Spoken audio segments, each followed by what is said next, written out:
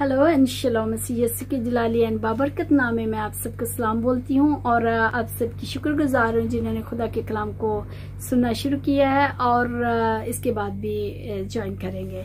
अजीजों, आज जो हम सीखेंगे वो वर्ड है ट्रस्ट। ट्रस्ट करना क्या होता है? भरोसा, और वो भी किस पर? खुदा पर।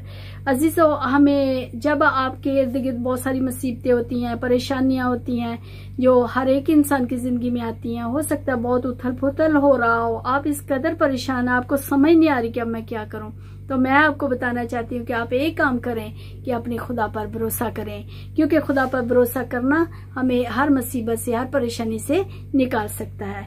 हो सकता है कि आप दिल बर्दाश्ता हो चुके हों अपने हालात देखकर, क्योंकि जब आपने कोई अच्छा काम करना शुरू किया, आपके अजीज रिश्तेदारों ने, दोस्तों ने आपको छोड़ दिया, और ये एक दिल बर्दाश्त करने वाली बात तो है, लेकिन आप परेशान मत हो, क्योंकि आपका खुदा आपकी जिंदगी में से ऐसे लोगों को निकाल देना चाहता है, क्योंकि एक दिन आप बहुत बड़ी फतह पाने वाले हैं और खुदा नहीं चाहता कि ये लोग आपको मजीद तंग करने के लिए आपके साथ रहें। तो आप इसलिए परेशान मत हो। आपको मिसाल देना चाहती हूँ एक बस की। जब वो अब लोग बस पे सवार होते हैं तो हर बस रुकती है हर स्टॉप के ऊपर, बस स्टॉप के ऊपर, और फिर क्या करती है, वहां पे कोई ना कोई उतरता है, हर एक को कहीं ना कहीं उतरना है, और फिर शायद बस में आप अकेले ही रह जाते हैं। अजीजों, वो बस है आपकी जिंदगी की, आपकी कामयाबी पाने की, इसलिए आप परेशान मत हो कि आप अकेले रह गए हैं, क्योंकि आप अकेले नहीं हैं। अगर आप खुदा पर भरोसा करते हैं तो आपका खुदा हमेशा आपके साथ है, और इन मुसीबतों से, इन परेशानियों से, इन तन्हाइयों से मत डरें, क्योंकि ये सारी मुसीबतें ना सिर्फ एक आम इंसान की जिंदगी में, बल्कि जो नया जन्म पाए होते लोग हैं, जो निजात याफ्ता होते हैं, उनकी जिंदगियों में भी आते हैं। लेकिन मजे की बात यह है कि हम जो निजात याफ्ता लोग हैं, हम इन मुसीबतों से नहीं घबराते, क्योंकि हमें पता है, हमारा भरोसा है कि हमारा खुदा हर वक्त हमारे साथ है और वो हमें हर मुसीबत से निकालता है अपने वक्त के ऊपर।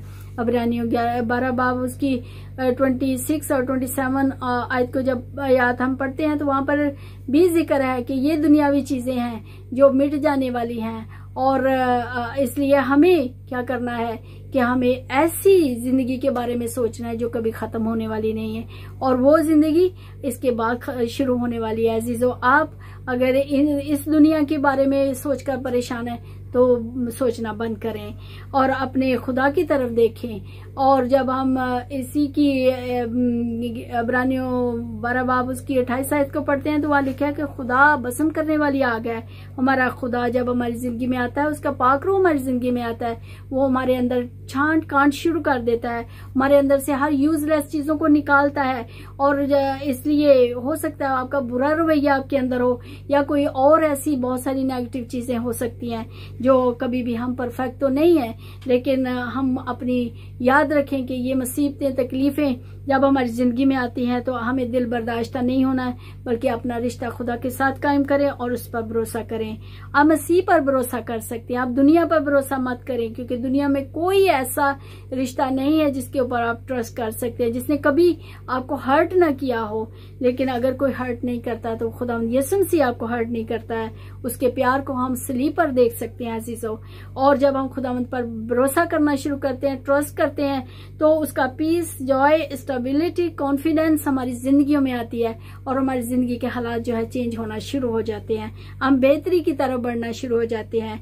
फिर मैं पहला करंथियों 13 बाब और उसकी 9 आयत में भी हम देखते हैं कि हमारा इल्म नाकिस है, नबूवत नाकिस है, लेकिन जब कामल आएगा तो ये नाकिस जाता रहेगा। ये जिंदगी, ये यहाँ की जो कुछ भी है, ये सब खत्म होने वाली है। तो क्यों ना हम अक्लमंदी करें और ऐसी जिंदगी की तलाश में अपने खुदा को पहने जो कभी खत्म होने वाली नहीं है। अजीजों, अपनी जिंदगी खुदावंद को दें, बपतिस्मा लें और अपने गुनाहों से फिरें, और खुदावंद ना सिर्फ आपकी रूहानी जिंदगी को बदलेगा, बल्कि आपकी दुनियावी जिंदगी भी बदली जाएगी, क्योंकि खुदावंद के कलाम में लिखा है, पहले ढूंढो तुम खुदा की बादशाही और ये सारी चीजें आपके पीछे पढ़कर मिलेंगी, आपके पीछे आएंगी। अजीजों, आप खुदा पर भरोसा करें और शैतान को भी मत भूलें, क्योंकि शैतान हर वक्त हमें मुसीबत में, परेशानी में, और नेगेटिव चीजें हमारे ज़हन में, दिलो दिमाग में, हमारे कानों के नजदीक आके फुसफुसाता है। और हमें हमेशा बैड रिपोर्ट हमारी जिंदगी में क्रिएट करना चाहता है, लेकिन हमें रद्द करना है। किस तरह? हमारे खुदा यीशु मसीह की तरह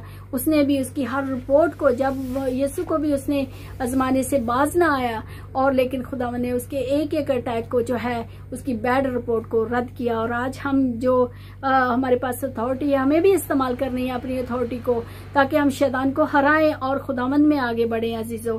और आप एक्सेस में सोचना बंद करें, क्योंकि ये ज्यादा सोचना जो है ये शैतान की तरफ से है।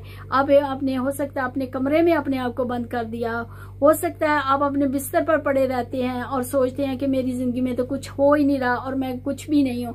नहीं अजीजों, खुदा ने आपको अनमोल जिंदगी दी है। आप इस अनमोल जिंदगी को अनमोल तरीके से जीना शुरू करें, और कोई चीज का एंड ऐसा नहीं होना चाहिए, क्योंकि खुदावंद एक उम्मीद है, एक भरोसा है, और उस पर भरोसा जरूर करें, क्योंकि हर रात के बाद एक दिन आता है। इसी तरह आपकी जिंदगियों में भी होगा अजीजों। और अगर आपको कुछ तलक बनाना है तो वो खुदा से बनाए, दुनिया के साथ नहीं।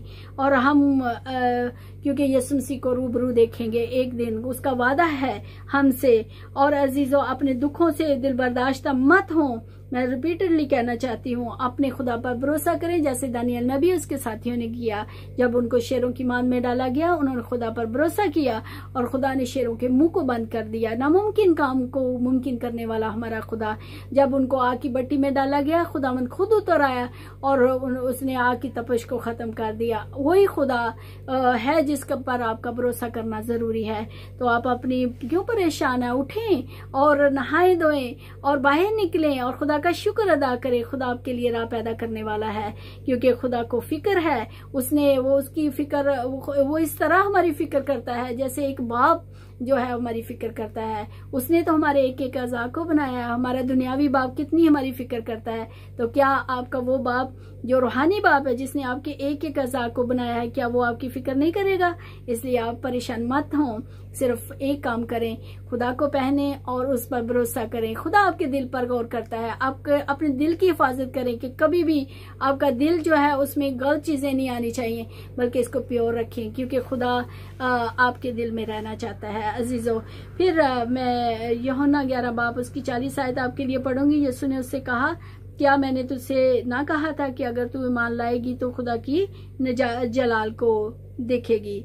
तो खुदा का जलाल देखना है तो उस पर भरोसा करना है। क्या आज कोई है जो अपनी परेशानियों को छोड़कर खुदा पर भरोसा करना चाहता है? और मैं ईमान रखती हूँ आप सभी खुदा पर भरोसा रखना चाहते हैं, इसलिए खुदा पर भरोसा करना मत छोड़ें अजीजों।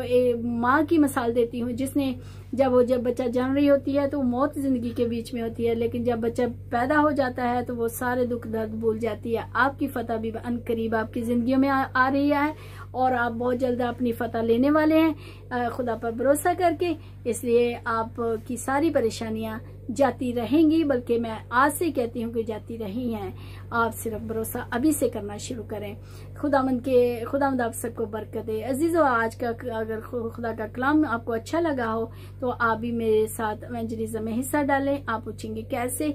आप इसको लाइक कर सकते हैं, थम्स अप दे सकते हैं, आप इसको शेयर कर सकते हैं, आप इसको सब्सक्राइब कर सकते हैं, ताकि खुदा का ये चैनल ऑन एयर रहे और खुदावंद का वो हुक्म पूरा हो जो खुदावंद ने दिया कि बस तुम दुनिया के कोने कोने में जाकर, पूरी दुनिया में जाकर खुदा के कलाम की मनादी करो, और ताकि और जो कोई ईमान लाए वो उनको बाप, बेटा और पाकरू के नाम से बपतिस्मा दो। तो अजीजों, हम सबको खुदा के इस हुक्म पर अमल करना है। सबको तोड़े तरह तरह के मिले हैं, और आज आप मेरे साथ इस तरह इवेंजलिज्म में हिस्सा डाल सके। खुदा आप सबको बरकत दे।